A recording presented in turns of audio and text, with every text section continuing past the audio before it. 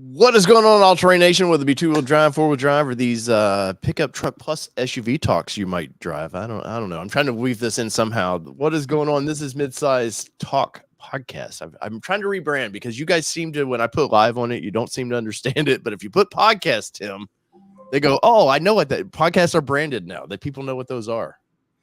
Oh, wow. Okay.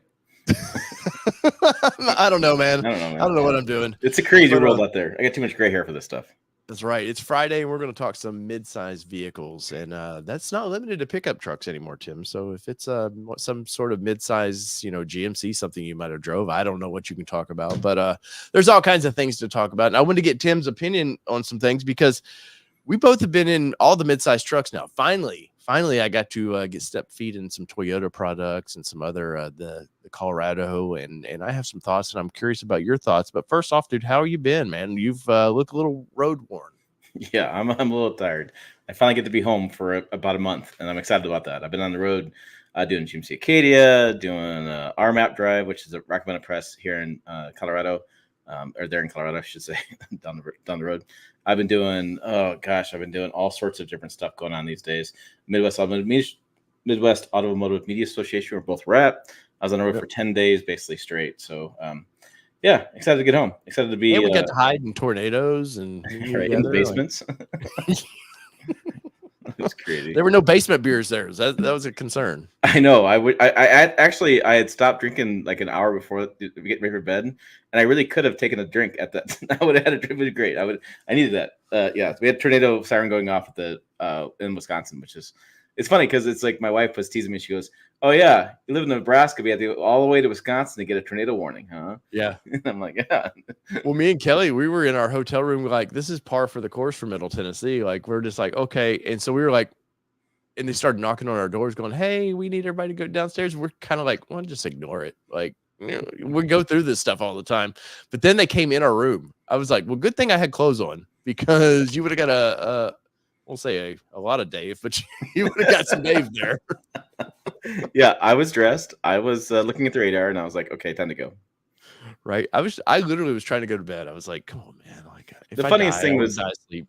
I go out, and he's like, hey, the stairs right there for the basement. Cool. So I go downstairs, and these 4 journalists are walking up towards me from the basement, and they said, there's nothing down there except for the basement. And I'm like, yeah, that's the point. Tell the tornado that. We get down there and they're like, look at all this concrete. This is like a nice, safe place. I'm like, yeah. That's freaking California boys. That don't deal with tornadoes. No, they're California boys. I'm like, do you want to go upstairs and stand in front of the big pane of glass? Watch tornado come at you? Like, what's the thought process here? Right. Well, I know Jill for you is that she's been with the new Ineos pickup truck. So obviously there's embargo stuff that I know you can't talk about there, but we've seen her pictures. The bed size, we were talking about this earlier. The bed size is 1 Jill. So if you need a point of America is never going to go to metrics or anything, but we know Jill's. Yeah, go one Jill size. 1 Jill. It's going to be an interesting conversation. Same thing happened with like the Gladiator, right? So the conversation was, if you go any longer with the bed, like the Gladiator has a little bit longer bed, then you have more scraping off road. That's just the problem. That's the pros and cons. Well, speaking of Gladiator, I took a lot of heat last week because I was kind of ranking. I still have my notes from there. The midsize trucks, and I didn't include Gladiator because it's been off my radar for a while because there's just been nothing. You owned one. No, I know, but it's been off my radar as far as there's been no excitement to it. Like even sales wise, like they're struggling sales right now. Of course, Jeep in general, really off-road products in general right now are kind of struggling at sales, it seems. But I took some heat in the comments on that one. They were like, hey, where's the Gladiator midsize truck? And I was like, yeah, it just wasn't interesting. They have a 4xe next year. They can do the plug-in version of it. I don't know how much I know John Faulkner's on here. I don't know how much electrification is happening in the midsize segment, getting people excited for it. People keep asking for a plug-in hybrid. Then the details come out and like, oh, 20 miles? No, I meant 40 miles. Oh, actually need 60 miles a day for range. Oh, it costs $6,000 more. Oh, no, I meant the same price. But it's like, no, the payload's less because it's a plug-in. Yeah. Have a battery. You tow less. Oh, well, I really wanted. So, it's like I get these comments back and forth. And it's like, well, you guys understand what you're doing here with this. It's not, you can't just throw a plug and a battery in there and have the same pickup. It's different. Let's add 400 pounds and go, hey, where'd the payload go? Yeah. I mean, so I don't know with midsize trucks, getting expensive, having payload the same as full size trucks, and having fuel economy about the same as midsize trucks, it's just see what people. Yeah. Dave in Canada says they have 200 Gladiators to choose from his local dealership. Now in Canada, is that metric 200 or is that inches 200? Right. I'm stupid redneck in Middle Tennessee, man. I don't understand. I gotta understand these foreign language. Yeah, I think But, that's the thing you're seeing online a lot. People are talking about dealership inventory is rising, and that's I think we're getting back to where it was. Not yeah, that I they're think it's right. a good thing. Yeah, I think it's a good thing. I think we're going to see incentives come out. I think we're going to see, interest rates are playing a role in that as well, right? So 8% interest is no bueno. We're seeing sales drop on that, but I don't think I think the excitement I don't think the vehicles are bad. I think they're all pretty good. I just think we're going to see inventory levels rise like they were back before COVID. We'll see, like I said, interest rates come down hopefully by the end of the year, and we'll see incentives come up. So I think it's going to be a good time to buy vehicles as long as you can be patient. Yes. You really these days, the more patient you are, the better, really. Yeah, it did, and it doesn't seem like people are willing to be patient. They still have that COVID mentality of like, oh, I need it now. I need it now because the ordering. I've seen it a lot with Ford Ranger right now because I'm in quite a few Ranger groups, and people are just mad that, well, I ordered this truck last May, and you're like, well, yeah, but they also had that big strike, which was like down 2 months, Yeah. right in the middle of development of that truck. They've had some production issues getting. I don't know that they've delivered the first month's build yet. I think there's still I think the first month build is still under quality hold at the plant. Well, So and I mean, there's a lot of things that go into that. yeah, and Ford's doing a lot to slow down production for better quality. They are Yes. purposely doing that, which I don't think that's a bad thing. Mm-mm. But yeah, it's just patience right now is key. Yes, and of course we were at the F-150 Raptor R event, and that truck that our press event on that should have been earlier, but the problem is they were slowing down for quality. They don't want those vehicles leaving right now unless they're ready to leave. So Yeah, the I Raptor. commend them for doing it. I know for a customer base, it's not always when you're used to being able to Amazon something. And I say this a lot, but we are an Amazon culture. If I buy it now, I'll have it by Sunday. Like have patience with the auto industry. Yeah, I was talking. It's funny you bring that up. So I was recently talking to Kyle Connor over at Auto Spec Studios, Mhm. and he's a big Tesla kind of guy on the channel. He's like, he goes, I don't love Tesla like people think, but he goes, the dealer. He says the infrastructure is better and stuff like that. But he goes, the experience is better. I can just take my phone out and I can press a button and order my Tesla. I don't have to go to dealership. Yeah. And he's like, also I can go on to my phone and like schedule my service for stuff. Like every Tesla I've had to have it come out and actually readjust the panels. Mhm. I'm like, okay, so here you go. You want it faster, or do you want good quality? Yeah. Because the Teslas I've seen, and I've driven a few of them. Things there's been some problems with those things. There's some quality bumps along the road. So yeah, and the thing is, like, people always tell me I'm going to keep this truck for the rest of my life. Well, then if you're going to do that, then what's the matter if waiting a month or waiting a couple more weeks? Like if you're going to keep it that long.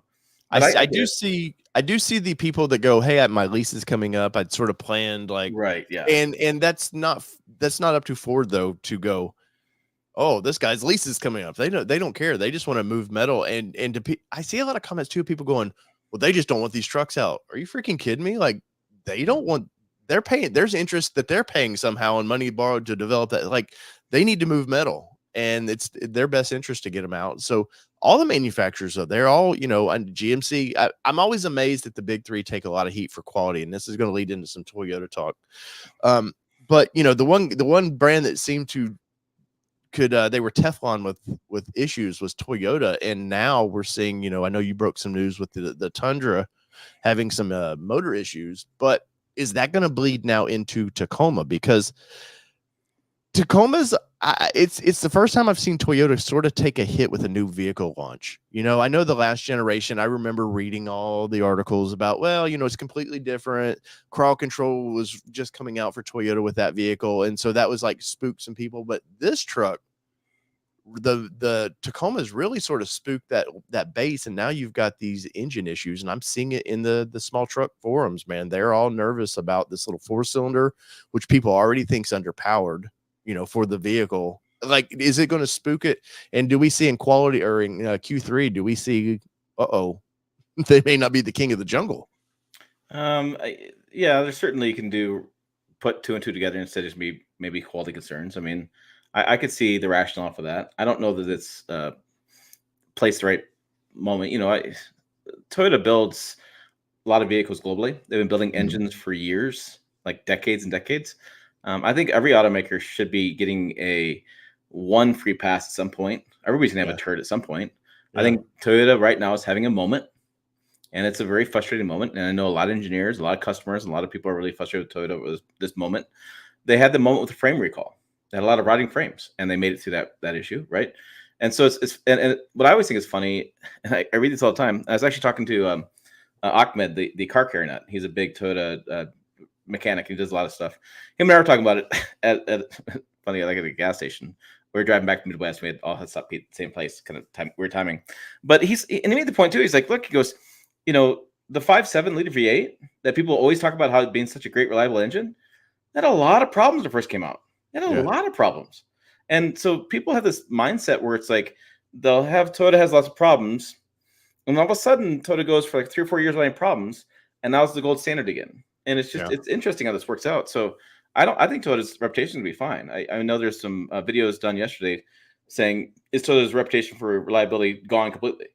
No, I don't think so. I don't think so at all. So I think the Tacoma will be fine. I just feel like the timing though, because you're just getting the trucks getting out. They just they're pushing out the pro versions now, or the hybrid version of that truck. Yeah. And does it spook buyers for, I'm not saying for the whole truck. I'm just saying in general, does it spook for 24? Do people hold back just a little bit? If I was shopping right now for a Tacoma, it'd give me some pause. It certainly would. You can't deny that all of a sudden that another version of the engine, the bigger version of the engine, is having problems. I mean, you can't deny that. I mean, it's going to cause you some concerns. But look around, the Ford Ranger, that's twin turbo small displacement engine. Chevy Colorado, small turbo displacement engine. Tacoma, same deal. Canyon, same deal. So I mean, all these engines. I'm hearing people talk about like these small displacement high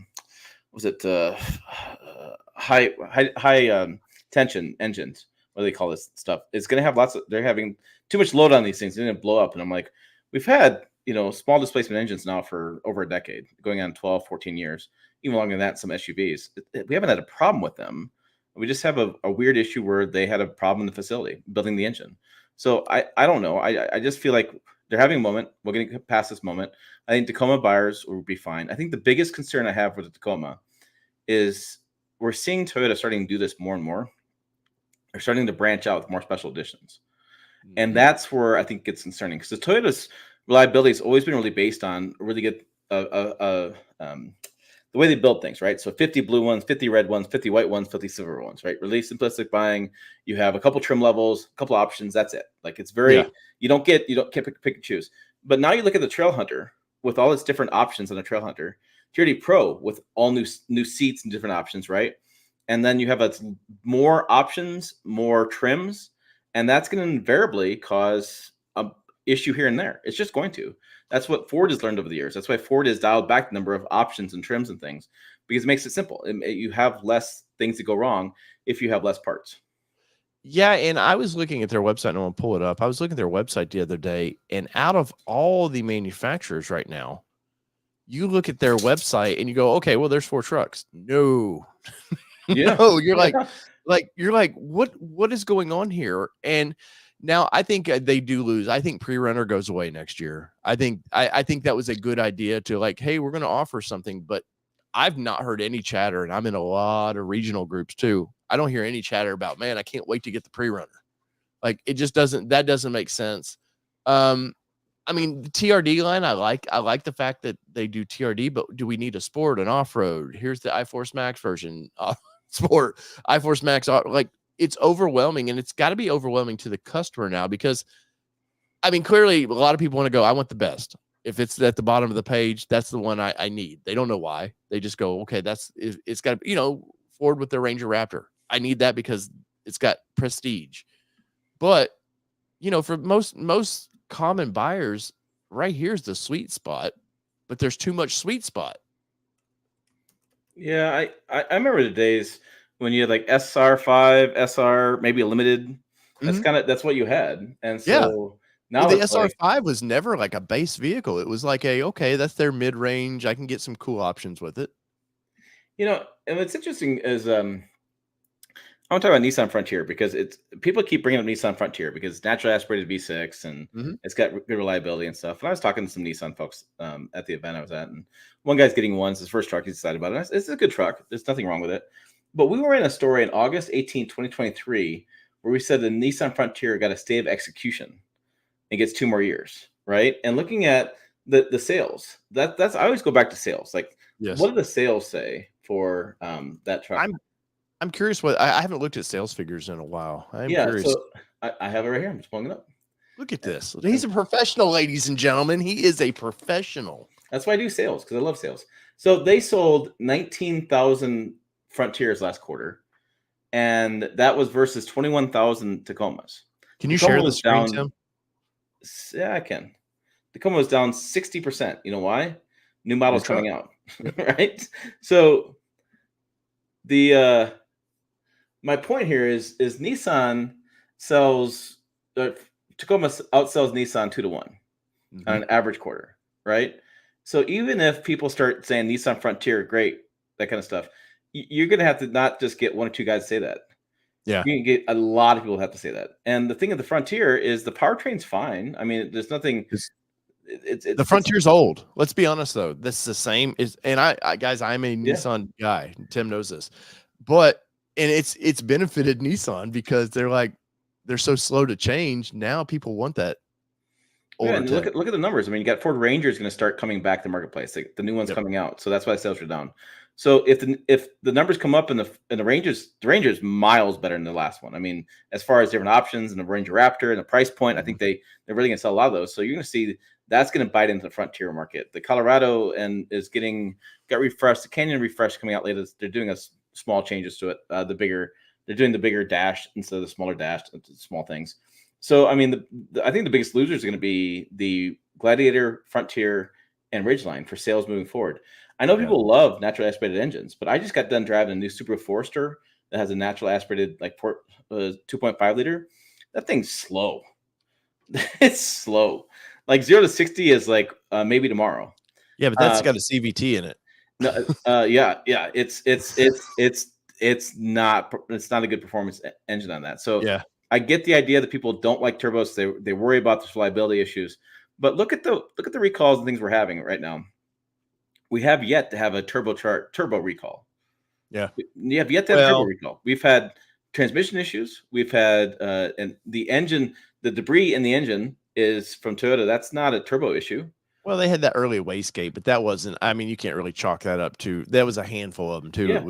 That was overblown. Ford EcoBoost. How many Ford EcoBoost recalls have we gotten for turbos? Yeah. And they use the Ford uses turbos in everything these days.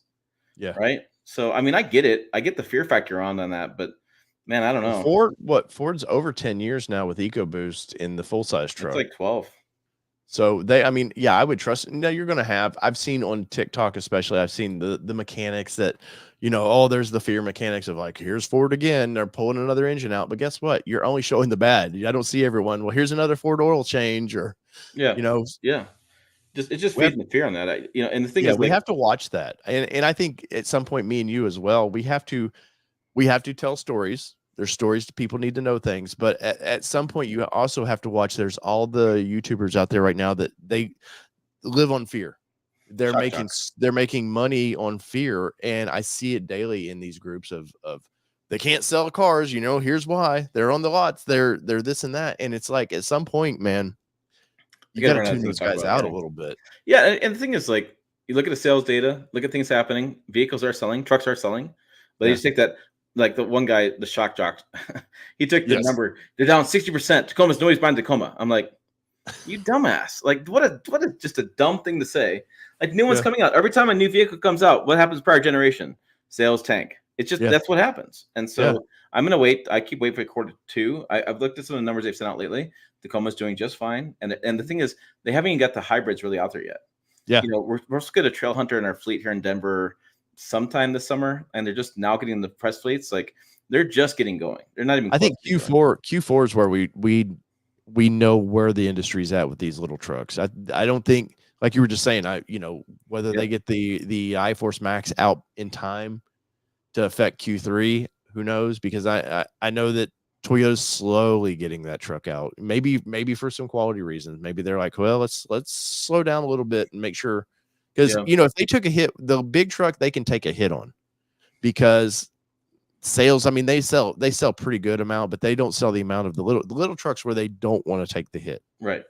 And they're a very conservative company, and why not just wait a little bit? So I think we'll see that by quarter four, we're going to see what the actual numbers are, what people are thinking. I wouldn't be surprised if the Colorado, somebody says Chevy Colorado Z71. I wouldn't be surprised if Colorado starts increasing in sales. Not to get all the competitors out there, it's a solid truck. The GMC Canyon is, I think, a solid truck. The AT4X is pretty darn badass. Is expensive, yes. But the thing is, like, we got to stop looking at these mid-size trucks as comparable to full-size trucks. They're not. 100. They're their own thing, and the buyers are completely different. Yeah, completely. Yep. Well, we do know that we've seen enough spy photos floating around that Frontier is getting a refresh. They're doing a light refresh coming up, and I commend Nissan for that, man.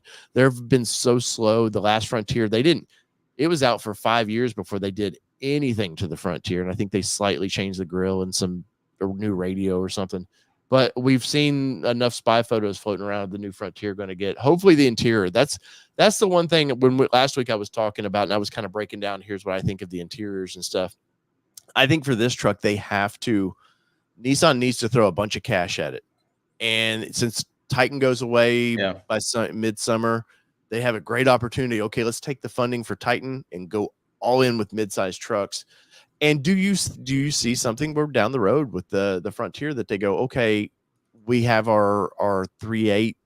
Maybe we try to put, they've even got a little 3-cylinder now. They're putting in like the Rogue and stuff. Do they go back to a four-banger with a turbo, something 280 horsepower, probably kind of in that sweet spot that Toyota seems to like? And do they kind of follow suit? I think so. I don't see the Frontier engine lasting much longer. Between the customers wanting more pep and more offline speed, with Nissan and the company's global pledge to reduce emissions. And my Siri going crazy, or Echo Dot or whatever. Shut up, Echo Dot. Going crazy. So I think you're going to see that's going to happen. It's customers just want it. And I know there's a big group of people that don't want turbos. I get it, but overall, when you drive a Nissan Frontier back to back with the Tacoma, your takeaway is going to be like, that Frontier is underpowered. Yeah, and it's not. It's going to feel that way. It's not going to be spunky. Yeah, it's not going to. It on paper it's not. It's just going to feel that way. And that's something they're not being competitive. If you look at the top players in the segment, Tacoma, Colorado, Ford Ranger, they're all going turbos. Yeah, David Cannon has a good. Remember the supercharged Frontier? Then they were doing it in the Xterra and stuff. I will say it was gutless now, but if you drove that truck back then and you compare it to the other Frontier, it wasn't gutless. And you got to think too, 200. I think it was 220 horsepower with the supercharger. That was a lot of horsepower in 2002. So I know now if you drove that thing, yes, it's going to feel like this is nothing. But we're dealing now. Their standard output is 310 horsepower, so you can't I would don't look through rose-colored glasses on that one. Yeah. I think that's going to turn out to be that way. I think because look at the numbers. Like the Frontier numbers were up 14%, 3,000 more vehicles sold last quarter. That's not enough. That's not enough people saying, I don't want a turbo to buy that truck. That's not enough. I mean, I can't see it not changing. Well, what are they on? They're on pace to maybe hit 75,000. They always hit 75,000. So if you look at Frontier sales, they're always 50 to 80. Yep. That's it. That's all where they do, which is sad because at one point the hard bodies were selling 200,000+ a year. I would love to see somebody come up more with a compact truck segment. I mean, that's the one segment that's blowing up that Toyota just announced that they talked about it, not going to do anything. They're not really? So they've killed the Stout comments? Yep. The Ted, the North American CEO said that they talked about it in Japan. It just doesn't make sense. They're not going to do it. How does that not make sense for everybody? Ford is selling I don't know if you know the sales figures for Maverick, but I do. Ford is selling a ton of that thing, man. Yeah. I don't get it. 39,061 last quarter. For last quarter? Yeah. That's who would turn those numbers down? Think about it. They sold 39,000 Ford Mavericks and 1,900 Ford Rangers. Yeah. It's like, and that the thing is like Ford. That's Ford's small car. That's Ford's small car. That's how they do the EPA. That's how they get the CAFE numbers just right because they sell the Maverick. Yeah. Yeah. Yeah. Man, and speaking of Ford, if you guys after the show, the Smoking Tire podcast has a really good interview with Farley on right now. And he lays some hints of why they're doing things. And unfortunately for American buyers, the European Union is controlling a lot of what's happening here now with they're demanding full EVs. And of course, they're not as spread as far apart as we are. So but I think there's some repercussions for that. And I think there's some commitment to we're still doing gasoline powered vehicles. So there's a good interview after this one. Yeah, I always laugh when people get so mad about the EPA. EPA is behind the Euro 6. Like we're playing catch up. That's where things are at. And we are not the world's largest automotive market. China is. So China is the biggest one, and they're taking hold of the Euro 6 standards. And so, I mean, we're going to have some decisions made because these companies are not American companies. They're global companies. And you cannot build a powertrain for Europe and a powertrain in the United States. You got to commonize parts. You got to build. But where did that go wrong, Tim? I mean, is it due to all the safety tech and everything now? When did because it used to be the American buyer we led the industry. And I mean, obviously I'm for better emissions. I'm not anti, let's not pollute the world. But at what point did we allow, was it because China was never a player till basically 15 years ago or so? They started rapidly developing our interstate system because they didn't have that. CNBC one time did an amazing thing when they were bringing in the modern roads where they were still waggies with donkeys and stuff being pulled. And they were crossing, and there was a lot of stories of animals getting killed because they didn't know how to adjust to the modern world. But is that when it turned? Well, they had more babies than we had. No, when did it become not profitable for us to do our version and then the European version? Well, they're a communist country. They decide to go one direction. They're going to pull everybody's money and go that direction. Right. So, I mean, and they get singular focus, which is helpful for them. Right. I think it's because of the technology changes, right? So, these silicon chips and things semiconductors are being built over there. They had an edge on us in technology, an edge on us in computer building, cell phones. They can build that labor cheaper. They have a growing manufacturing realm over there. They have a growing middle class that has the money to buy vehicles. They have the Communist Party saying, you will buy EVs tomorrow and we're going to give you money and you must buy them. I mean, they have a lot of things going in their favor. And we have, we Americans love choice, and we want lots of different choices, lots of different powertrains, lots of different vehicles. And because of that, it's great for us, but also means that we're going to be behind some things. But ultimately, is it bad to be behind? I don't know. I still like the country. I still like, I mean, it's like, I don't mind being behind in certain things. I don't think, we do a great job in innovation. We all come with the ideas. We lead the world in new patents and new ideas. So I don't have a problem with that. I feel, but yeah, the Euro 6 standards are going to be, Euro 6 applies to more countries than the EPA does. Yeah. Globally. So it's going to have more of an impact because does that mean if you're 4G, Farley, like the United States is a big market, yes, but if you got to build an engine, why not build it for a global market? It's like that's why the Tundra, the 3.4 liter twin turbo engine in Europe has gasoline particulate filters. So they did that to meet the Euro 6 standards. They didn't do it in the United States because they didn't need to. Yeah, it's a good example of that. Well, does it? But at some point, you have your BYDs and those companies who, I think the American buying audience, because we're not as patriotic as we used to be, maybe with our car buying, it used to be big three, we buy big threes, and then the imports came in the 70s, and sort of it took, if you think about it, probably took 20 years for people to start looking, most of America to start accepting like, oh, Toyota builds a Corolla that's pretty good, or we're willing to like shop brands a little bit. But with your companies like BYD, are we smart now to keep them because there's talk of them wanting to do a pickup truck? They did a pickup truck. Yeah, they did. But I mean, to bring to the United States market. And of course, with the Ineos, which Jill just got to drive, there's the whole chicken tax thing. And, there's a lot of weird rules for American trucks to help protect American trucks. But if everything's global now, at some point, chicken tax has got to go away. But you don't want Toyota, or China will definitely subsidize the piss out of these trucks to get them here. That's why the tariffs there. It's an unfair business practice. But Yes. the thing is, like, you have to understand, travel the country, there are still pockets of areas that you have got to drive a big three. Go to Yes. Michigan. Bring your whatever your Chinese built vehicle to Michigan. Let me see how many eggs in your windshield. Right? I mean, that's go up around down to Pontiac, go around Flint, go around the Flint Assembly. I mean, you will see American built, American pride. I mean, you see that all the time. Go to San Antonio, Texas. You see the Toyota Tundras all over the place and built in Texas stickers. There's still some pride of ownership there and pride of the United States manufacturing there for sure. I just think it's just, I was telling somebody the other day, I just love sitting back with a bag of popcorn. Like, it's fun, man. There's so many things going on. And, people in the comments, it's like, there was really crappy cars back in the 80s. The big three screwed up and they created an opportunity for the Japanese to come in. They created that up. They created that opportunity. They got lazy. But they got lazy and assumed. Well, Volkswagen. Remember the Volkswagen, the Beetle? That was a big hit. These companies, and there's, you get not so much. I guess lazy is the way to say it, but like you just get so caught up in your. This is the way we've been doing it for 50 years, kind of deal, and this is what people want. And all of a sudden, something comes something different. It's like boom, holy cow! People actually wanted that, and yeah, it's like it just things take off, and so.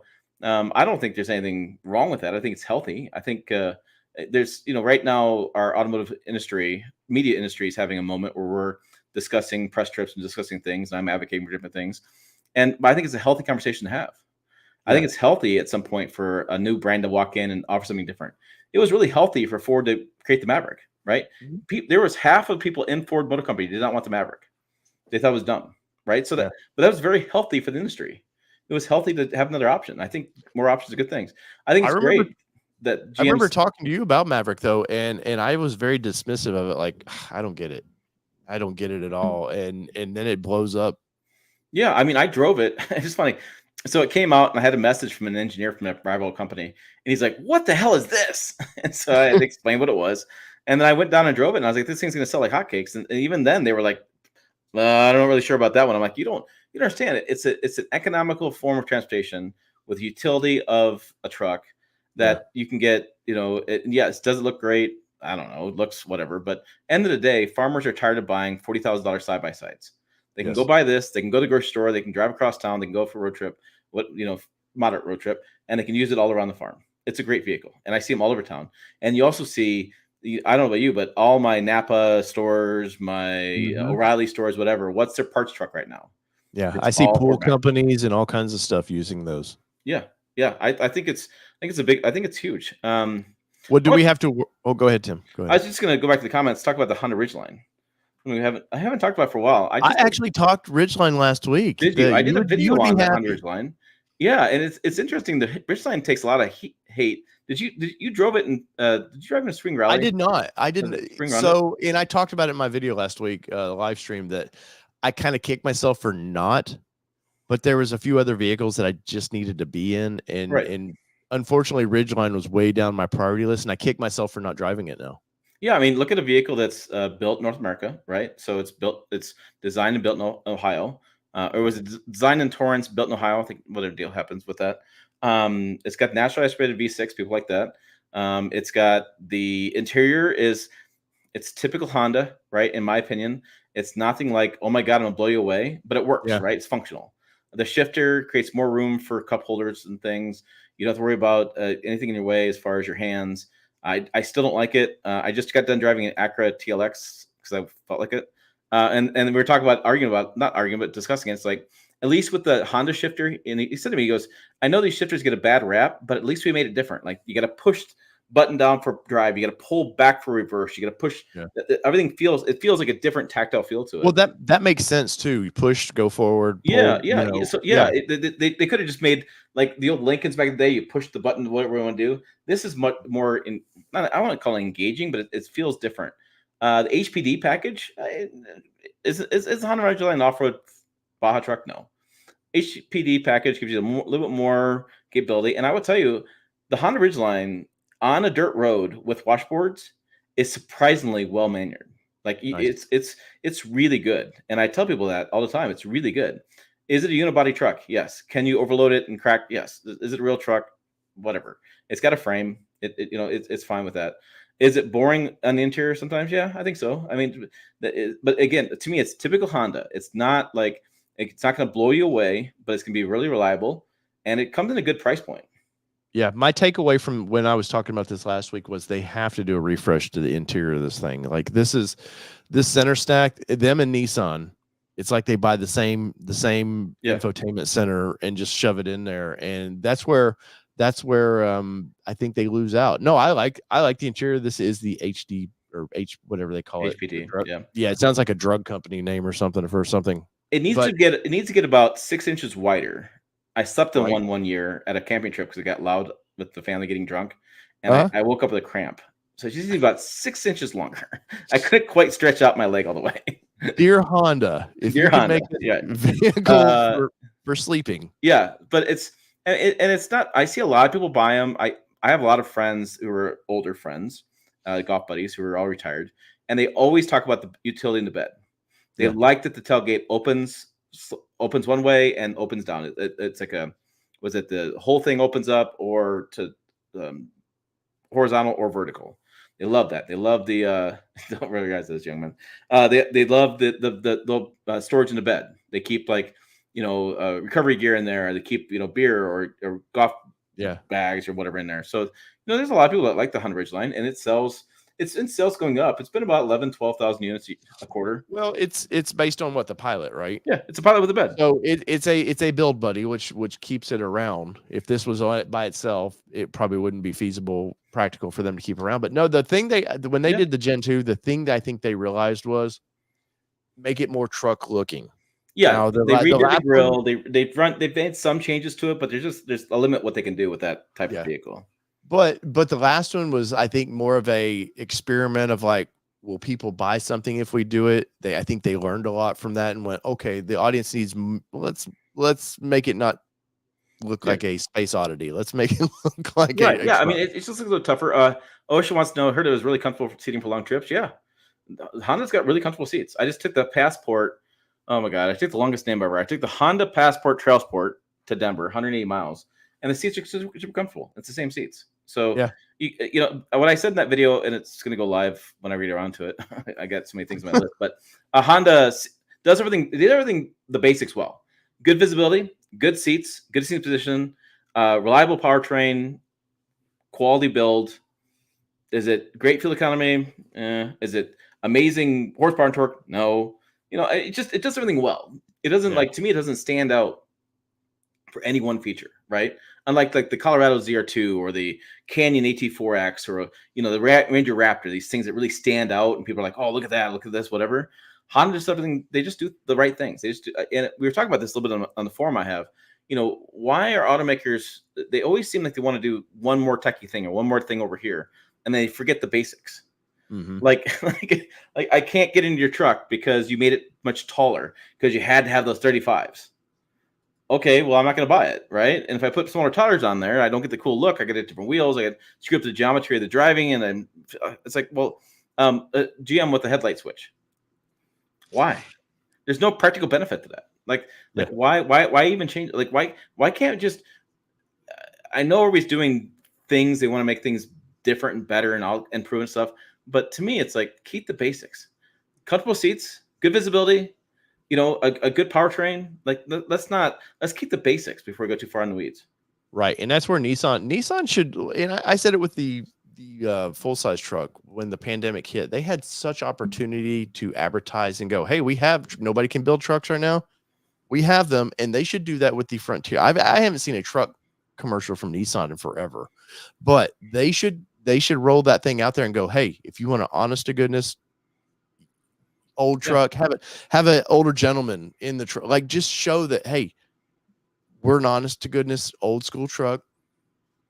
Come try us out. There's some brands, even Honda should do that a little bit of hey. Yeah, I think it's the EV aspect of it. Oh, probably. My dad was asking me today. My dad's a Cadillac buyer. He's been a Cadillac buyer for years. That's what his cars are. And he wants to do XT6, the SUV, 3-row SUV. but he saw the XT4 has a new dash, and he's like, "I'm gonna wait. I want to get that one. Why is that not being done?" I said, "Dad, they just launched another EV. They just launched the Teak or whatever the hell the thing called thing." I'm like, the brands are so focused on, they think the EV market is so primed and hot, ready to go, that they're not really supporting the ICE vehicles as well as I think they should. And we're not seeing the commercials, and we're not seeing the marketing for the ICE vehicles. Remember, you used to turn on football back in the day, and man, it was like every automaker had a spot for a football game. And now it's like drug companies and cell phones and whatever. It's nothing. It's not the same. And I just feel like automakers are seeing the shiny new toy, and they're not putting money into investing and stuff. Well, part of that Farley interview talks a little bit about that, of how they've had to shift focus a little bit and kind of give the gas powered vehicles like, oh, okay, there wasn't a big jump to it. You know, we got to find a balance, because there's going to be a balance. If we think that, oh no, they're just going to go back to gas powered V8s, no, those days are gone. They're going to find a balance to it. But I mean, it's a great time for truck buyers in general.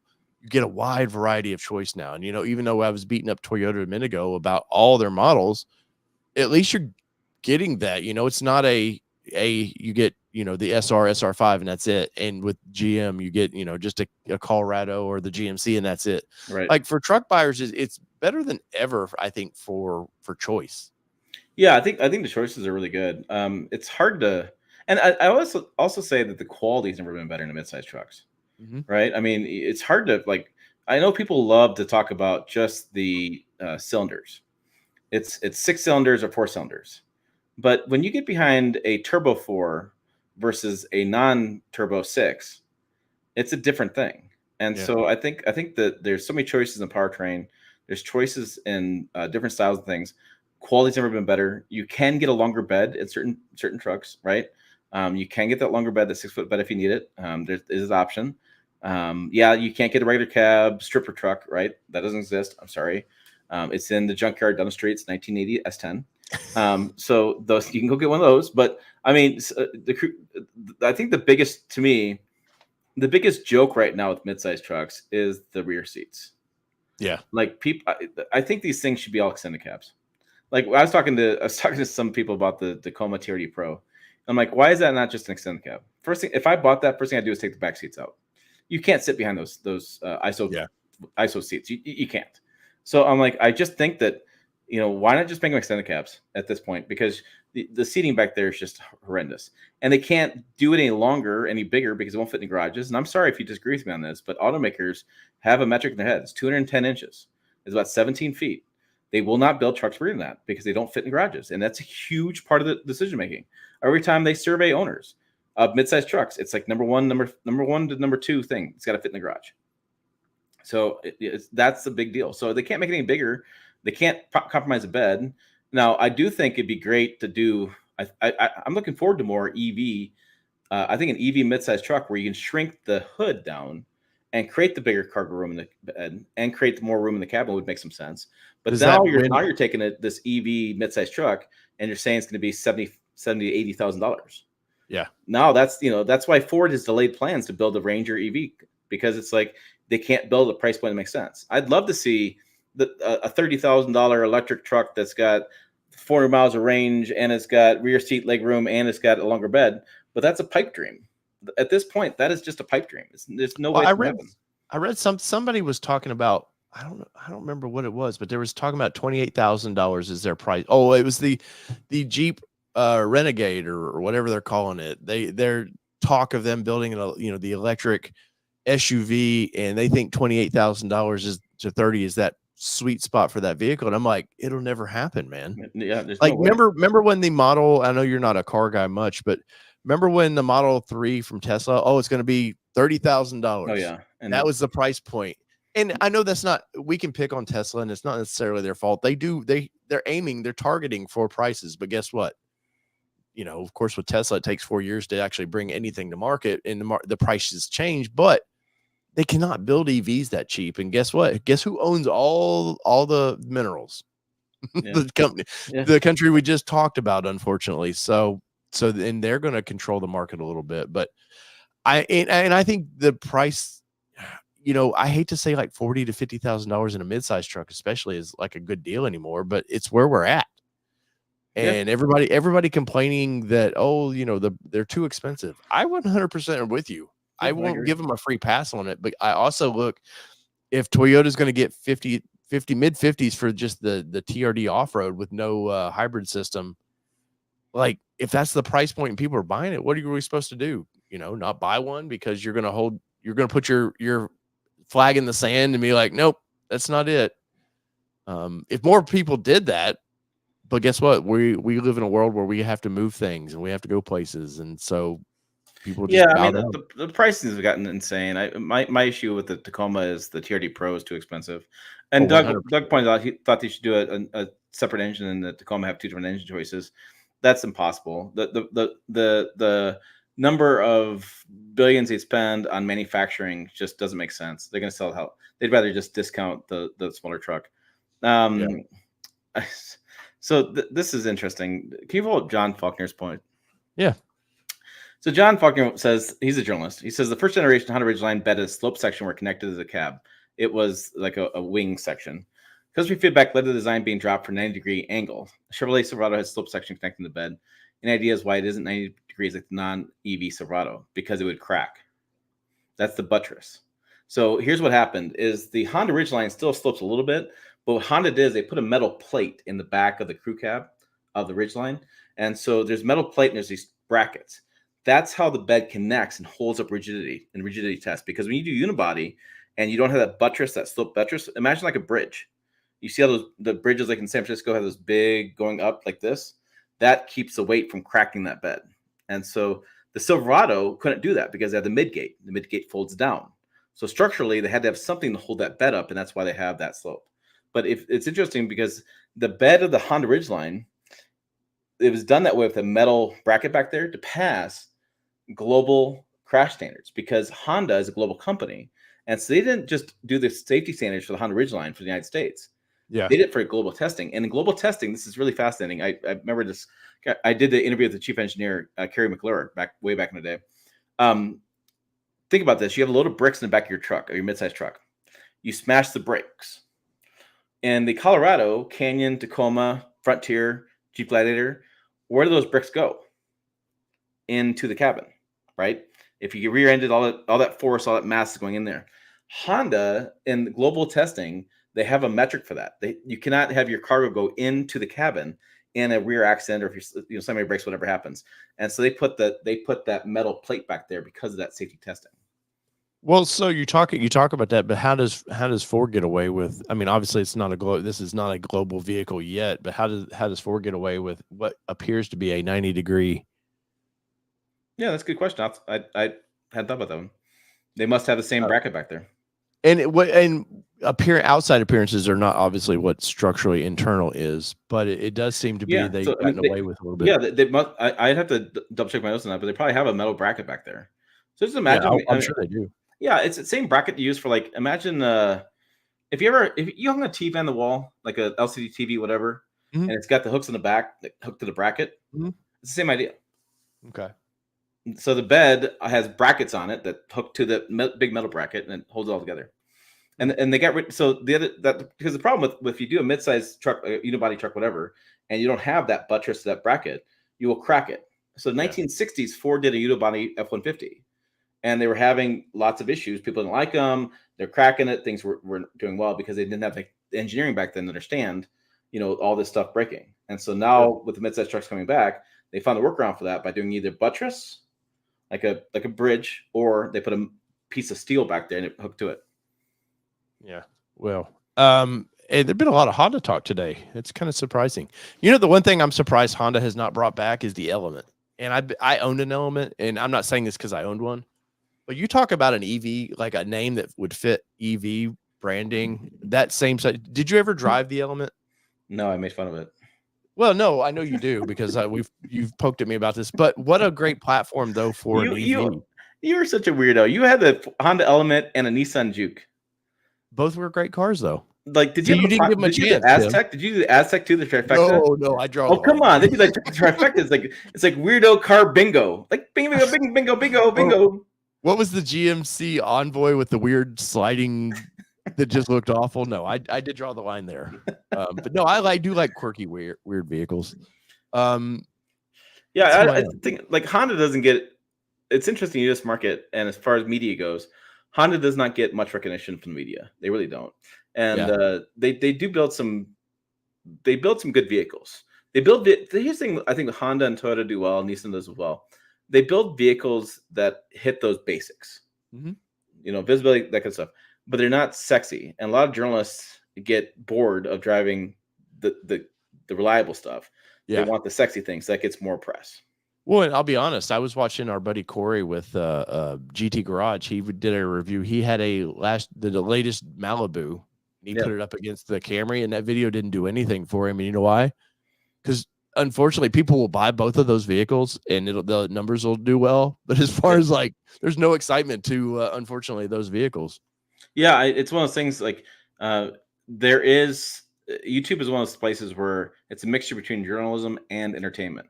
Mm-hmm. And so if it's a vehicle that people are entertained by, they'll watch more videos on it. If they're not, they don't care about it.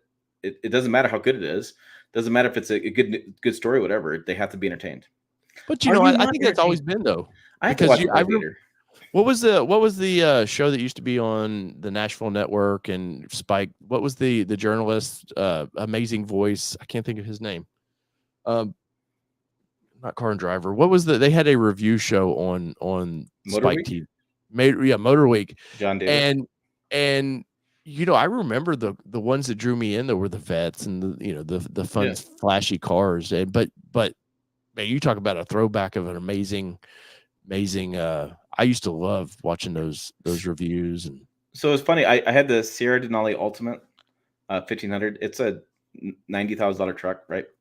And so I'm doing the video, and there's a part in that video review. I said, "Why does this truck exist?" And I started talking about it, and I said, "There's another reason it exists for you, the viewers, is that you can see what you may want, like all the features, and then you can build it back down, decontent it down to your budget." Yeah, because people are always bitching like, "I don't want to watch another truck that's too expensive, whatever." I'm like, no. The point is, here's all the features. Yeah, here's everything. Then you can decide to take it back down. That's why automakers are doing that stuff, because it makes sense, right? Why, if you got to be able to see all of it, then to see, make a decision. Yeah, as soon as we did a base vehicle, you go, well, where's this feature? yeah. Oh my gosh, if I had, people, I had the $70,000 Ram Bighorn. People were just freaking out about it. I'm like, okay, well, yeah, it's expensive for a Bighorn, but I should have had lead with the tungsten. Yeah. This is a pretty good comment. Rivian, who does not, I need to discuss them more because I actually like the Rivian truck. You too. Solved the bed to cab structurally is continually different than Honda and GM. With the gear tunnel. Yeah, I mean that's that you think, okay, they just built this cool tunnel. No, it was probably structurally, structurally it helps them, and just sort of a PR way to go, oh look, more space. yeah. I mean, it's and you don't need to fill it in. It doesn't need to be the rock solid. It's just a more structural there. Yeah. No, I that's one vehicle I've yet to get to drive. Really? And it's really a mid-sized truck. I mean, it's and even I hate the Cybertruck, and I don't hate it personally, but everybody talks about how big the Cybertruck. Well, I know you do. I've seen your videos, but everybody talks about how big it is, but really it's almost as big as a Gladiator. If you really put it side by side, I don't find it to be a full-size truck, and I don't think it's a small mid-size. Clearly the Maverick's tiny, but that thing is more mid-size than anything. And the Rivian's back to my point about having an EV truck with more legroom and more bedroom. The Rivian's the same length. I just was recently corrected on this. Same length as many of the Tacomas, the double cabs and things. Yeah, same length. Fits in the garage. More legroom, better bed use because EV. You don't need the longer hood. You can take the space that you have for the engine, shrink that down, and now you have more usable cab and bed space. And Rivian R1T is a great. It feels bigger than a Tacoma does, but it really is not when you park them next to it wider though? Because they do feel wider. I feel like it's a little bit wider, but the length is the same. Yeah. I've got. I mean, it's a great. RJ really hit a home run with that one. I'll be curious to see if they make it through the next decade, because running a car company is really expensive, and right now their service is free or something. I was talking to Kyle about it. And it's like, that doesn't make any sense. And they updated the R1T, and I didn't do a video on it because they had 600 changes. Kyle's Wow. video was 2 hours long, and he didn't get. He's like, he goes, "I'm a nerd guy. I won't even watch it." Like it was, he goes, "It was impossible to cover." And I'm like, "Yeah, it's an impossible vehicle to cover as a journalist. There's too many changes." Yeah. And I mean, it goes really fast. People like that about EVs, but I mean, I've seen people. I was sitting in a restaurant in Boulder having a sandwich, and somebody had an R1T outside. How do you have a sandwich? Do you just keep it with you? Yeah. Anyways, at a restaurant and eating a sandwich, and stop it. And I was sitting. So he asked the guy I was with asked me about the R1T. They started talking about it, and I have a loud voice, and it is an echoing kind of building. It was like a firehouse subs, like the big tall ceilings. And the owner started looking at me, and I could tell it was his R1T. And I get done, I'm like, it's a great overlanding vehicle, great camping vehicle. You have power right there. You drive in the mountains. You're not going to drive like a 15-day expedition across South Africa, Right. But you go for the mountains for the weekend. You have power right there. Tent fits in it. All your camping gear. And the guy got up, walked over to me, and he says, "Yeah." He goes, "You nailed it." And I said, "I think it's great. The headlights are still goofy to me. I don't know. It's like little slits of a snake or something. It's weird. But the rest of the vehicle, I think it's solid." They did the perfect of design. They did it. They gave it some futuristic look, and I think that's part of the light bar up front is to kind of give it that in those weird oval shape. But I think they did it that just to kind of the tech kids. Okay, look, it's different. But I think it's also, if you look at the profile, it looks like a normal pickup truck. It doesn't look anything just scary. It's not. I mean, obviously, Cybertruck, weird looking, and it's I'm happy with Cybertruck that a guy with billions and billions of dollars can go, "Hey, I have a dream and I want to build it," much like the Ineos, except that seems more practical.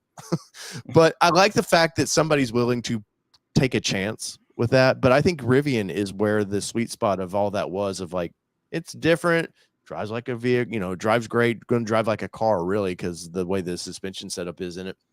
But you get all the EV, and I've not heard that's one. We always hear people complaining, like, the negativity leads. I don't hear a lot of people ever complain about Rivian. Maybe they need more positive talk because to help build the brand, but you never really nobody's thinking about it. Gators said he saw a base XTX Ranger help him make his decision. I wanted to bring up the point that right now the Ram 2025 Ram 1500, you'll see videos on YouTube with the Bighorn and Tungsten. They have some Rebels. They have maybe a couple Laramies. But again, they're showing that width of different things on YouTube, different video, different styles, different trim levels, like that. And I think Zachary's got the biggest question. Why in this time midsize trucks being so popular has Ram not brought back to Dakota? So I'm trying to set up an interview with the Ram CEO, Christine Fuel. I want to ask her that question. So the answer I gotten for the last couple of years was that they thought the Jeep Gladiator was their midsize truck, and they didn't want to build a Ram truck to compete with the Jeep Gladiator. Yeah, that makes sense. It does make some sense, but that's what they're saying. And so I want to ask her some more questions about that. Like, and the other thing I think they're having the issue with is I don't think they have any money. No, I think that brand is so poorly managed, and I love my reps that help me out with their products. I like their product, but I think they're so. You can only shove so many turd companies together. And I'm not saying Ram and Jeep are the turd companies. Ram and Jeep are the only thing keeping that thing afloat. Yeah. But you can't shove so many bad ideas in a bowl and a good idea pop out. And I think that's the problem with that company right now is they're so mismanaged. Look, head of Jeep, they sort of demoted him. And then he whether they did or not. And then he was like, he didn't retire. Yeah, I'm leaving. See you later. Yeah, now the head of Maserati is running Dodge, and I mean, it's and Dodge is going all EVs, but now they're not. Now they're sort of not. But the Jeep Wagoneer S is going to be an all EV, and then wait a minute, it's not. It's going to have different powertrains to it. I'm like, they want to offer so think about this Jeep Wagoneer S, which is not the same size as the Wagoneer. Doesn't really make any sense. The name is really muddy the water though with the names too. But yeah, they want to do a turbocharged engines, a plug-in hybrid engine. They're talking about a full EV engine. They're talking about maybe a V6 engine.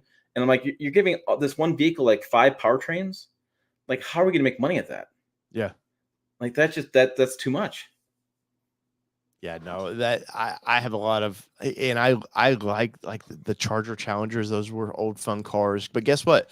All the fun stuff that we see right now was not developed by the current administration. That was the old old Challenger Chargers, that was all Daimler, all Mhm. based on Mercedes tech.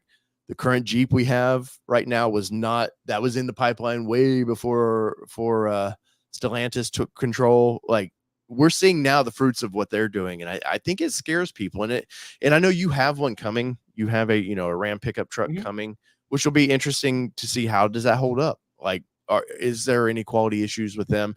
The new engine, the new high output engine, which clearly you broke the news, doesn't have a dipstick for some reason, The only which we dipstick in that lost. truck is the dipstick behind the wheel. Yeah. But we lost, in transmissions. We lost a lot of vehicles don't even have transmission dipsticks. So I get some of that, but I also think that if you're relying, there was a video going around where this girl was pouring windshield washer fluid in her oil. There's a viral video going around. I think you're muddying the waters there by not allowing people to know anything about your engines. Yeah, I mean we're almost at 5 million views for that video combined with Facebook, YouTube, and TikTok, and it's 95% of the comments are negative. And Rams responded, and they basically said that you guys don't check your oil anyways. We're making it more convenient for you. Which, I love that. You don't check your oil I anyways. mean, that's basically what they said. I mean, you can I can put the sentence on the screen. You can read it to yourself, but when I read it, it was like, you guys aren't checking it anyways. So what the hell? Dude, my dad, and this dude, what a great lead in, because I have an oil question that I'm going to ask you. My dad, though, I couldn't walk out the door before as a kid. Better check your oil. Better check your oil. Oh yeah, oh yeah, check your oil. Yeah. But that also tends to vehicles. You got 100,000 miles out of vehicle, and that was like, holy cow. That's his generation. But that leads me into something, Tim, I wanted to ask you. And I wrote this down when you were talking about something. In the Ranger groups right now, I'm seeing the number one thing is oil changes. Oh, oil changes, break-in periods, oil changes. And you had a great comment one time about, do you not trust these men? You buy their product, but then you don't trust the fact that they know what they're doing. And I'm seeing this overwhelmingly right now of like break-in period, 1,000 miles. I'm like, where did you come up with this shit? Because there's nothing in the manual that says there's a break-in period. Mm-hmm. Oh no, they put special fluids in the. No, they don't do that anymore. They used to. Yes, there used to be that. And if you own a Corvette, guess what? Yes, there's some certain things. They're very high tuned engines, but there's no stop with this BS of like, oh, at 1,000 miles, got to change the oil. Why? Oh no, there's particles floating around. Guess what? There'll be particles floating around at 10,000 miles. There'll be particle at 100,000 miles. Mm-hmm. That's just the nature of when you have metal going against metal. That's the nature of it. But right now, I'm seeing in the Ranger groups, they're freaking out about oil changes. And where are you at with this, especially in midsize trucks?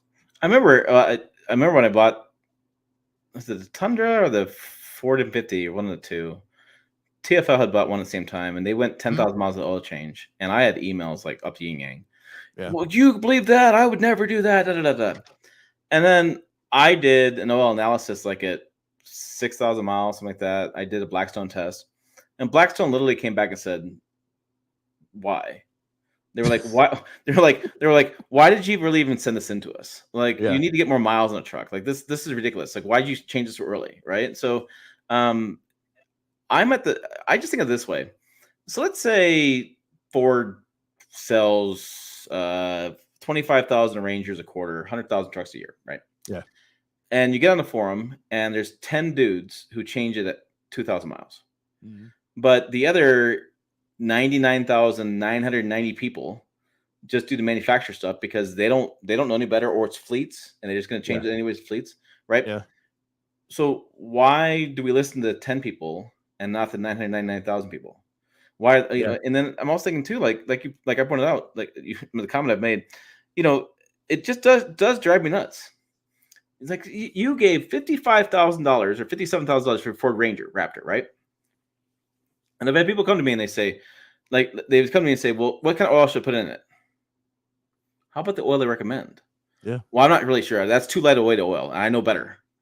Really? So automakers go in partnership with Shell and Valvoline and all different oil companies. Yeah.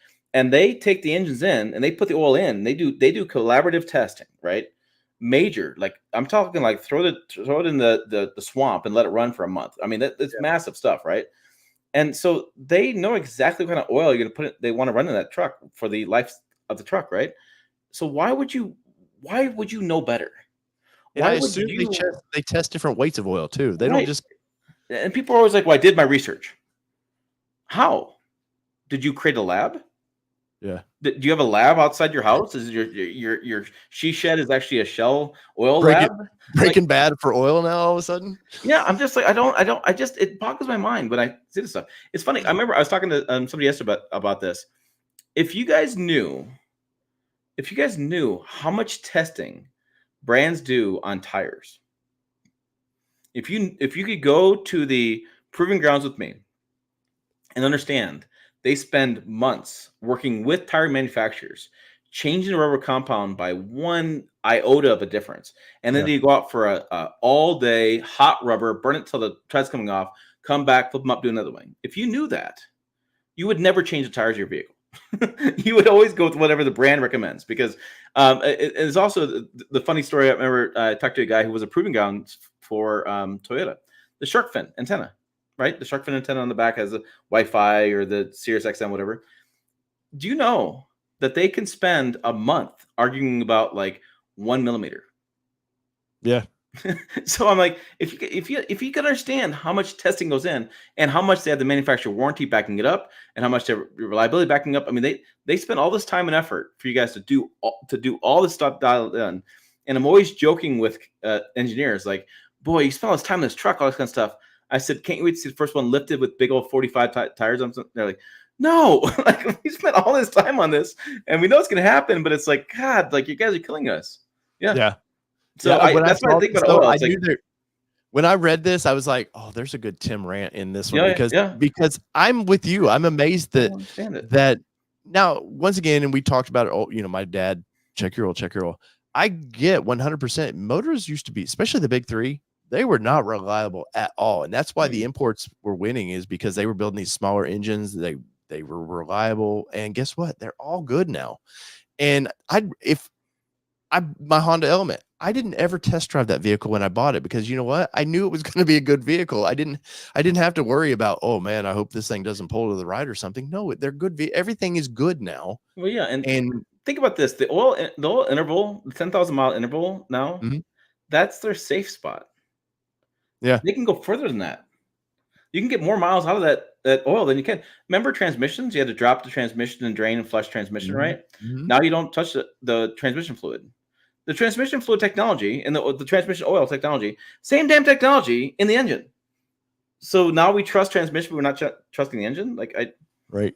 I Whoa, think Dave in Canada. Whoa, now, they're all come guys are. on now. I have 3 or 4 products in my I my think driveway right I think now. what we're gonna see moving forward is you're gonna see the oil life indicator on the dashes, and you're gonna Mhm, in the owner's manual you start seeing no recommendations for mileage. yeah, You can start. I think GM starting to do that. Ram starting to do that. I think you'll see every brand was gonna start. They're not gonna talk about intervals. There's gonna be no service section in the owner's manual for yeah, intervals, because oil filters are better, oil's better, everything's better, and you're just gonna see oil life. And yeah. the dealer's gonna tell you, until your oil life indicator pops on, don't bother. And then There was something.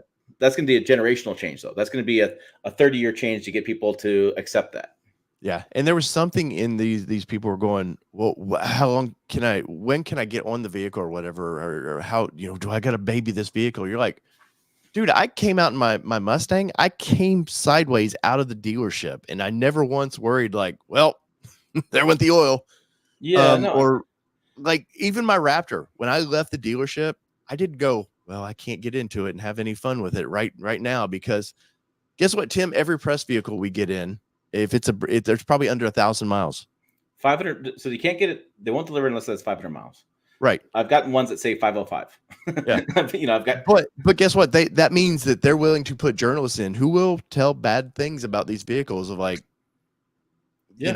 it's not a, Well, look at oh when no. TFL bought the Tacoma, right? So they bought it in Houston, drove to Dallas, picked up a trailer, and started towing right away, right? Yeah.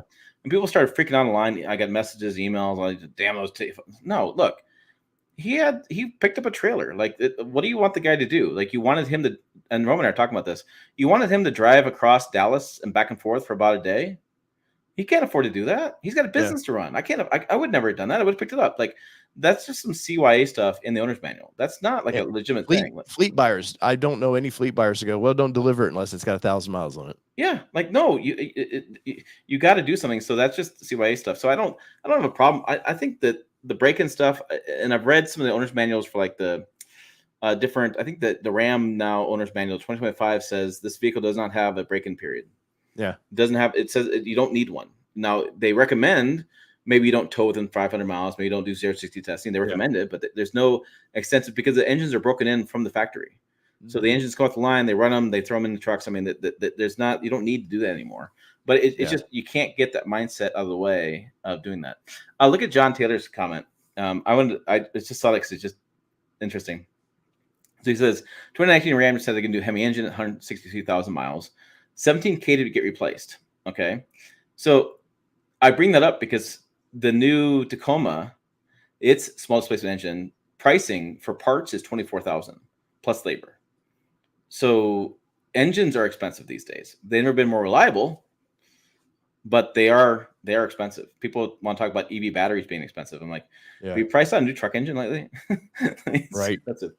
And then I saw Chad's comment here. The Chevrolet 2.7, I had an oil consumption problem, and Chevrolet knows about it. Just traded my Chevrolet Silverado 2.7 because of that. I just bought a Nissan Frontier reliability. Every engine out there should use a little bit of oil. It should. It's interesting. The Honda small engines, I was talking to my ex-mechanic who used to work for Honda. He said they actually have a thing where they know how long between oil changes based on how much oil you have inside the engine because they know it's going to burn oil. So they can tell that stuff. So between the dipstick, between the there's a couple of places that you lose oil, rings, stuff like that. You will lose a little bit of oil. Yeah, it is interesting. And guess what? Sometimes they're just bad designs too. And I'm not saying the 2.7 is a bad. I'm just sometimes even in nowadays some things like the Toyota issue. Guess what? They tested it. They tested those 3.4s. Yeah, my Silverado 3.0 liter, my Duramax had a known oil usage. Yeah, it just did. But it wasn't. It didn't make me not. It was frustrating to have to think about checking it more often, but it's just what it was. I wish I actually in that truck. I wish I would not have dipstick. I wish I would have had the sensor. I wish I had both. I wish I had a sensor and a dipstick. I would have been able to check it fast with a sensor, and if I thought it was low, I could double check with a dipstick. I would say it differently. I wish I had both in that case. I thought it was interesting. I was reading. I love reading owner's manuals. I was reading the Ram 1500 owner's manual, and it said in the first 1,000 miles, add a quart of oil. Really? Because they know it's gonna, as the rings seat in and as the PCV valve everything gets going, you're gonna use some oil. What I thought was fascinating about that was the Silverado I had, the 1500 Duramax, it came overfilled with oil from the factory because they knew it was gonna use some oil. So it was kind of an interesting thing to think about. Like the Ram now says, please add oil after the first 1,000 miles. I think it was 1,000 miles, versus the Silverado came with more oil in it. So two different philosophies addressing the same problem. Yeah. And to wind down the oil talk, guess what? It's also to the benefit of the service department if they tell you 3,000 miles. Yeah, they want to change your oil. My uncle has a Toyota Sienna, and he has to argue with dealership. Yeah. Dealership won't let him, doesn't change the oil. They don't want to change oil. Well, but there is that. I remember my Honda Element. I think Honda at the time was 5K or 8K, I think is what it was for that engine. And the dealership, I was getting emails going, "Hey, it's 3,000 miles. Time for your service." And you're like, I remember. Was it 6 months or 3,000 miles? Wasn't that the thing back then? Or 3 months, 3,000 miles, what the deal was? And now that kind of has gone away. Like you don't hear about that stuff anymore. My Mustang, I've yet to change the oil in. No, it only has 3,000 miles in it, and it's almost for its yearly service. But I've not worried once, and I've been very spirited with that vehicle. Never once worried about detonated the engine. I got to say, guys, smash the like button for us. I've seen on my side what it is. It should be just a hair higher. So remember on the videos you watch, that does mean something. If you like the content, that's an easy, simple way of just saying, hey, thank you for the content. And I greatly appreciate that. And if you're on Tim's side and you want to subscribe to the channel, my channel, I would greatly appreciate that. And anybody who they should know Tim by now, if they're new to on my channel and they don't know of Tim, we've been on enough streams together that you should go like and subscribe to Tim's channel as well, especially for as he said, he does literally read the owner's manuals. I've caught Tim, called him on the phone. What are you doing? Reading the owner's manual. I'm like, this guy. Like, Actually, I download them all. I have them saved in a folder because you got one of them tablets, one of them Kindles or whatever. That's your hobby. I just find interesting stuff. Like, I love the one I did a TikTok on this. And I did a couple of things. The thing that drove me, that just kills me, the Chevy Silverado 1500 RST, the EV. In owner's manual says, do not take this off-road. This vehicle is not made for off-roading. You could damage it if you take it off-roading or something like that. And I'm thinking to myself, here's a truck that you can't take off-roading. A $96,000 truck you can't take off-road. And I emailed Chevrolet and I said, are you guys serious about this? And they never responded. And I'm like, okay. So obviously it's something. And it's because it's got all-season tires. The Hummer has better off-road tires. But the thing is, they want 440 miles of range in that truck. And they get that because of all-season tires. Oh, 100%. Yeah. But you can't go off-road with them. But you know, the oil you're going to change in that vehicle is the tires because they're so heavy. Yeah. I'm just like Dave in Canada, and I will say this: I've been following Honda Kia's little issues with some of their vehicles burning oil badly. They've had some issues there, but guess what? You're going to get every once in a while, for whatever reason, there's going to be a turd flow out there, and I think if this is Toyota's turd that they're having to deal with right now, that's like you said earlier, Tim. They're due some goodwill and. Because they don't do that much. Sarah, we're just discussing in the comments. Scott says he's seen a Toyota engineer say turbocharged engines should have all their oil changed within 3,000 miles because of turbo. Any truth to that? And I'm like, I've never heard of that. And he says it's actually in a video on YouTube, and we're thinking it's probably the car carry nut who said that. And he's not an engineer; he's just a mechanic. And I will tell you that I know lots of master mechanics. If you want opinions, go sit in a bar with 5 master mechanics.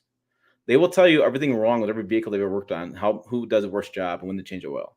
They all have different viewpoints on it. Yeah. For one, Dave, I commend you for owning a Beretta because not many, for whatever reason, I love that car, and I think that GM thought it was going to be the Camaro of its time. It was a fun little car, man. They were sporty looking, especially those late 80s ones, and then just died away just for whatever reason. The heyday of like sedans. Yeah. Oh, and that's when the Lumina came out. They changed the name to Lumina for some reason. I would love to be a journalist back in the day and listening to those guys, but I don't know. Oh yeah. All right. Well, I got to run my tumbly. Timmy's over there is getting a little stir crazy, so it's about I get about an hour 15 out of Tim, and he's that's why I'm done. His squirrel brain's got to be somewhere else, basically. Yeah. Tim, what do you got coming up this week, man? I'm home. Oh, yeah, I said that a few more times. Home. Yeah. Can't wait. Hey, but that's exciting. Actually, I'm waiting for a shipment from Polaris for a helmet and some goggles. I have a 4-wheeler, Dave. I know. I'm trying to get on that list. After we talked to our friend, I have 4,000 acres of playground, and I have a 4-wheeler. Nice. I can't wait. Well, you've got some stuff on Instagram, right? Where you were posting. Yeah, I posted some pictures of it. So this is this. See how thick this is? This is the loan agreement. Wow, I've never seen one that big. I haven't either. I actually printed it out because I want to read it because it's the first time I've had an ATV. But literally, I cannot really drive it. I really can't drive with a helmet and gloves and the PPE gear on it because if I get photoed with it like that without, it's bad. And it's per the agreement, and I don't blame Polaris at all. And so I'm really like excited. I want to drive the damn thing and ride it. And I want to have a good time, and I just can't wait. But I'm waiting for the right gear and the right day, and I get my drone out. And I have a Sequoia right now. I'm gonna hook up the trailer. Probably, I'm hoping this week works out pretty well for that. And I really at this point I want to ride it and do a video and get it done with. Then I can have fun with it, right? So I want to review it and get that work done, get my job done, and have fun with it. I don't think there's no snow near me. I was gonna say I don't think in Middle Tennessee. I love riding. I've been all through Idaho and stuff on them, but I don't have any snow to need that. Yeah, we don't. I too have been like Tim. Some of my evergreen content is 4-wheelers. Yeah, 4-wheelers or side by sides I've talked about. So I'm trying to get hooked up with Polaris and so I mean so we have the Quartermaster coming out, which is the Grenadier pickup truck. Right, Inuus is Grenadier Quartermaster. Terrible long name. Comes out Monday. I have what else going on? I'm sure I'll find other stuff. I always find good news stories, think that. And then I have a variety of SUVs. I have like a Honda Passport, Charlesport. I have a Tacoma mile per gallon drive Jill did in Chicago. Should be interesting. Get her viewpoint in Tacoma. And then there's nothing really big, which is really nice. Actually, like June and July are kind of a break for me. I know Ford Explorer first drive is coming out in end of July, so we're getting some details on that finally. So kind of nice that the Detroit Auto Show is not right now, you know, right. because they were trying to screw with that. And it's I like, know. Yeah, I want a summer break, so I can't wait to do the 4-wheeler, and then I'm taking a vacation in July, 2 vacation, vacation July, wow, vacation look, August. 100,000 subscriber guy. I know. I'll be driving. I get a Suburban in Michigan in August. I can't wait. But it's funny. We are talking about this. They always want to give the newest thing. Like they're like the press fleet manager was like, I have a Traverse. It's newer. You can drive that. I'm like, no. I want the Suburban.